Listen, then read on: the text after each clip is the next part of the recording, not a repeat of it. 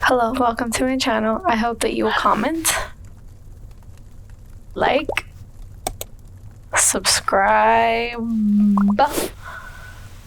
follow me on Instagram and follow me on TikTok, even though I have yet to post anything on TikTok because I don't know how people do it. I don't know how people create content and post on TikTok constantly, and that's all they do. And wow, to all those wonderful, wonderful beings out there that have the time and energy to constantly keep the audience wanting more. Anyways, as you can see by my title, this is kind of a sad video. I thought it was fitting because I am sad and I want to talk about this, and I would like to sit here and to have a really, really honest conversation with you today and tell you, the person watching, that sadness is not only normal, it is absolutely necessary for the human psyche to work through negative events and feelings that make us sad. I thought it was fitting to do this now when I feel down, because I think that I can come to you from a more honest place. There's nothing worse than having a happy person telling you not to be sad. But here I am as a sad person telling you to work through your sadness and to allow yourself to feel your sadness instead of numbing yourself with alcohol, drugs, food, TV shows. There are different ways of coping with things, whatever that means to you. You know what it is, unless you haven't been quiet enough to kindly observe yourself. I didn't know that I emotionally ate until I started eating raw veganism. I would crave unhealthy snacks like chocolate and ice cream and pizza and cheese when something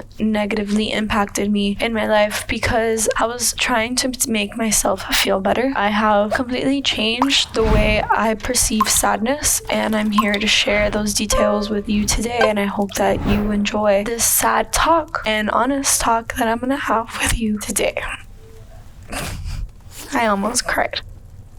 So sadness is necessary because if you don't feel sad and if you don't move through, there's no way that you can get to the next level of evolution of your soul. There is no way to come to a conclusion if you don't accept what is, what your faults were in the situation, what you don't want, what your boundaries are. Sadness is a reaction to things that happened that were not so nice. For example, a breakup, or that's all I can think about right now, because yeah, no comment on that. But I feel like we like to dwell on the what ifs and place the blame game and go out and distract ourselves and call our friends. While it's great to have somebody to talk to and tell them about your feelings, your friend's always gonna have your back no matter what, which is great. But at the same time, this is a time to be honest with yourself and to get in tune with why you are here and what can be done better, but while also accepting that it is what it is and there's nothing that you can do about it. There's no clock you can turn back. There's no way you can jump inside of another person's body and change the way they perceive the world. You just have to let go. Why is it important to feel your sadness? It's important to feel your sadness because those are your emotions, and if you push them away and you numb yourself, you are depriving yourself of the human experience. You are depriving yourself of feeling and are allowed to feel your emotions. You are allowed to feel sad. I feel like we all freak out because we feel sad, when in fact, the more you push away the sadness, the more it's going to creep up later in life. The more you're going to avoid the things, you're not going to be willing to deal with the hard things that life brings you, and you're not going to be willing to deal with difficult emotions. How are you going to deal with relationships when anger comes up if you're constantly pushing emotions away and if you're constantly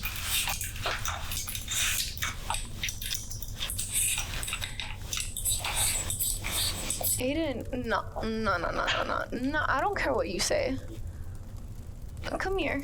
Get the tiny on my light pole. I don't let her be on here because her green right here matches the green in the back, and you mess up the illusion of the fireplace. I don't want you to mess up the illusion, so she pushed me away. Did you see that? I caught that on camera. Miss Sassy. Bye. Although it's really uncomfortable to sit in sadness, you just need to do it. You need to accept that you are sad. If you do not accept what you are feeling and wallow in it, cry, which I haven't yet, I'm gonna try to. If you don't accept accept what you're feeling, then you can't move on.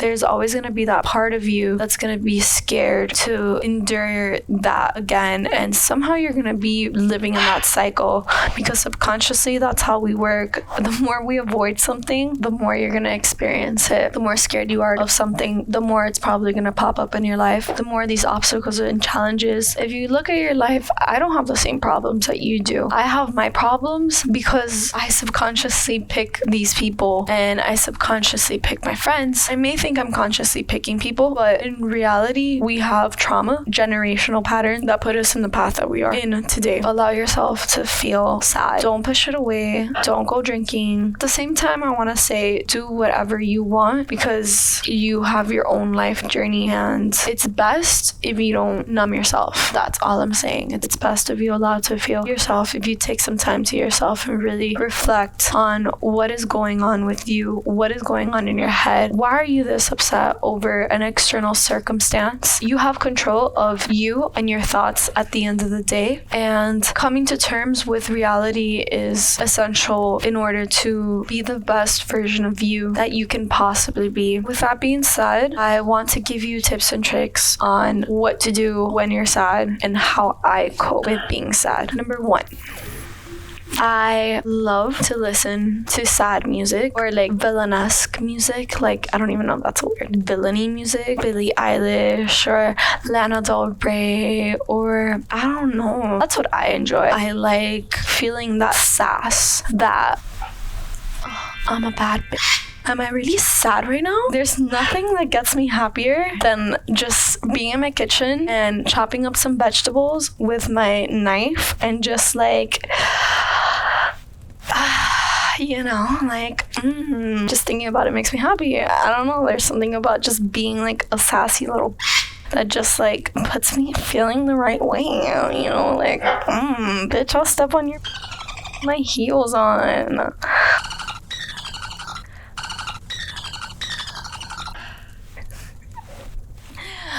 See, like, I'm already feeling good thinking about it.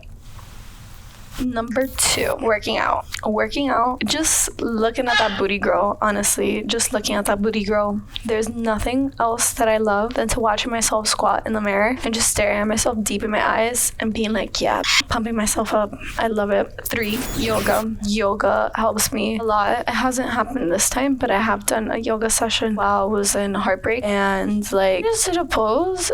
It was like a heart opener, and you bent back. Man, I started bawling like a baby. I was just laying on my mat and just like doing one of these shakes, like one of those. I was literally doing that on my mat for like 10 straight minutes, and after like all my mucus and all my snot was all over my face, like I didn't even have a dry spot on my hand. Like at this point I was just like rubbing it all over, and you know what? I loved it. After I was done, I was like, wow, that happened. I needed that. Yoga has helped me in so many ways. Long story short, yoga means union, and you're trying to connect constantly your brain with your physical body. So you're feeling it. Like, let's say I'm focusing right now on this camera and I'm staring at you. Think of my eyes as the consciousness of my brain and constantly staring at that. And the camera is my mind and body together. You know what I'm saying? The symbolism. I'm trying to explain it like that. Like, it's a symbolism of what I'm constantly supposed to be doing. My attention is constantly supposed to be concentrated on my brain and my body. And that is yoga. And that's why people practice yoga. Well, people practice yoga because at the end of the day, you try to reach liberation, moksha. And liberation essentially is to live as you are. So you live your life through your heart, and that could mean doing things that are hard sometimes, because you have to say no to some things that you might not want to say no to because of yada yada yada yada yada, or not doing things, or doing things that you have to do because that's what you feel. The real challenge comes when you have to do something difficult that comes from your heart, and you have meditated so many times, and you know from the bottom of your heart the bigger picture and what's best just for you. For example, I'm doing these videos, nobody's really watching me right now. I'm doing them because I want to, because I feel good, because my heart feels good doing them. I'm not getting any financial gain from this. I'm literally coming here, sitting in my room, putting my lights on, and talking to a freaking camera, hoping that somebody's gonna click on this video, and I'm living from my heart. Although anxiety can rise up, I am not fixated on who's gonna comment, who's gonna like. These are fears. The key here is to live in moksha and to be completely detached from either positive or negative and just let it be. Just enjoy the moment and live in present, and it is what it is. The teachings of yoga have taught me that if something doesn't work out, I've learned to observe myself enough to know that I am staying true to myself, my heart, and what I'm doing. And if that person's not okay with it, you know, as sad as it is, like, it is what it is. I can't live thinking about what ifs or being attached to circumstances. And yoga has really helped me overcome all these obstacles and honestly become the person that I am today. I know myself so much more than I ever thought I did before. Honestly, I thought I knew myself pretty well, but I didn't, and I'm still learning about what I want and how I deal with issues, and this is one of them. I am dealing with the energy that is inside of me, and I'm trying to observe and feel. It's pretty much it. For honestly, watching movies, for me, I love watching like sad movies when I'm sad, because I have a tendency to only cry when provoked. So if I'm feeling sad and you ask me if I'm okay, I'll probably cry. But when I'm in a room by myself, like, I'll feel it and I'm like, okay, push it out. This is our time to let it go. This is our time to cleanse, and it just leaves. I'm like, I don't know why. That's just what happens. So that's why I like watching sad movies, because I feel like I could finally let some emotions out and just really cry it out and just put some tissues, get my bananas because I don't eat ice cream anymore, and freeze them and blend them and eat my banana ice cream, all delicious with some peanut butter powder. Oh my god, so good. I'm gonna do that later. 5, moving your body. For me, it's very, very therapeutic to dance. That's the reason that I love going to raves. I love dancing till my feet hurt. When I am at a point where my feet are throbbing and I'm mentally pushing myself, you could do it, and I'm counting the hours down. I'm like, okay, let's do it. Let's keep going. Let's keep hustling. I go home and I feel like I lay on my bed and I'm just like, yeah, like, that was awesome, dude. You know? I love it. I love it so much. I love putting on sad music and moving in my living room and just like moving my hips and moving my chest and moving my arms and just like, you know, just really in my feelings. I love being in my feelings. And I also love to roller skate. I love dancing rooms, roller skating. I love putting on some like Pussycat Dolls, like, don't you wish your girlfriend was hot? I love that song, by the way.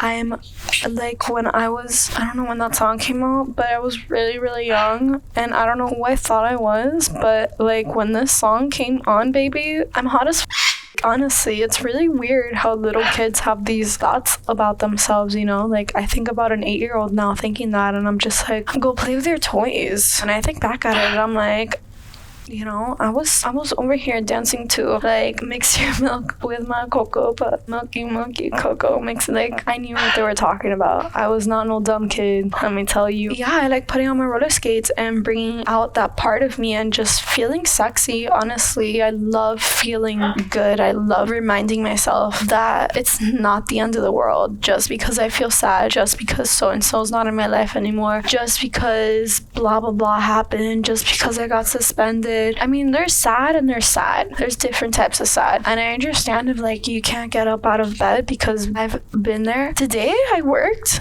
I'm here. Look, and I have done a lot of work on myself. I feel like I haven't had an urge to eat a freaking pizza at all. I don't want to do it. 6, journaling.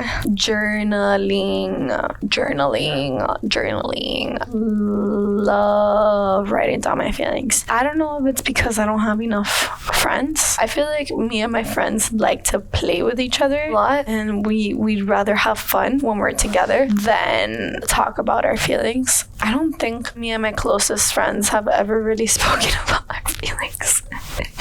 Maybe once or twice, but it's not something normal. Like, we don't do like mental check-ins, except for my best friend. Me and her do mental check-ins, and my other friend, we do. But it's not something that, like, I'll briefly tell my best friend, I'll send her voice notes, and I'll be like, girl, this happened today. And she'll respond, super lovely. But that's it. I want more. I want to talk. So you know what I do? I journal and I talk it out. In my journal, I talk to my journal, and I love writing things down. Sometimes I'm writing things down, I'm like, wow, that was like so poetic. God. And honestly, when you write things down, it's like a load off. I know that not many people do it. I feel like it's really hard to get yourself to do something when you are feeling sad. And there's a balance between sadness and resting and sadness and depression.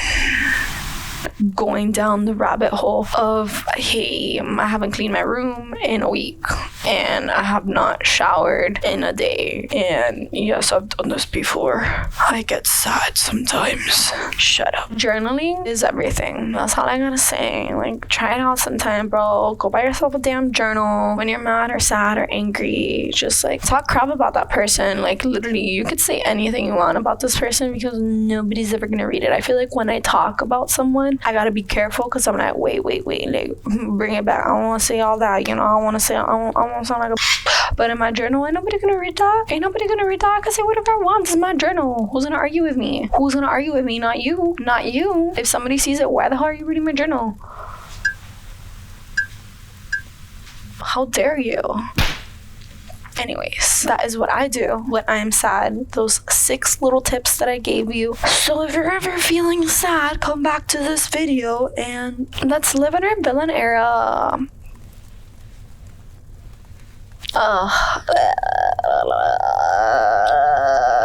Thank you so much for watching my video.